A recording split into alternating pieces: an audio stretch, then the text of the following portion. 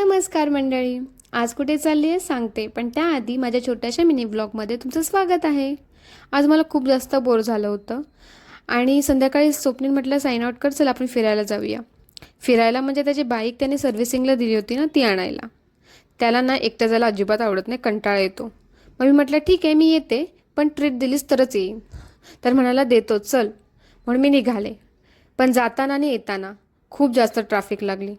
Literally Ambernath ते उल्हासनगर इथेच जायला यायला आम्हाला 1 तास लागला, जस्ट बिकॉज ऑफ ट्रॅफिक. बरं, स्वप्नीलने म्हणण्याप्रमाणे ट्रीट दिली, हे इथे पिझ्झा खायला. तसं मला तर दुसरीकडे पण ट्रीट देऊ शकत होता, पण मला डीमार्टवाला पिझ्झा खूप जास्त आवडतो. खरं सांगू का, हा पिझ्झा ना मी जेव्हापासून खाल्ला आहे तेव्हापासून माझा फेवरेट झाला आहे. तुम्ही पण ट्राय करा डीमार्टवाला पिझ्झा, आवडेल तुम्हाला. तिथून आम्ही काही सामान घेतलं आणि घरी आलो. पण येतानाच आमचा प्लॅन ठरला स्पेशल काहीतरी बनवायचा. आता तुम्हाला एवढ्या भाज्या बघून समजलंच असेल की मी काय बनवते. तर हो, मी आज पावभाजी बनवते. पावभाजी बनवण्यापर्यंत या सर्व छोट्यांचा डान्स चालू होता. त्यामध्ये मध्ये मध्ये मी पण त्यांना जॉईन करत होती. आणि असं करून माझी पावभाजी बनली. तर असा होता माझा हा दिवस. भेटू नेक्स्ट ब्लॉगमध्ये, तोपर्यंत बाय.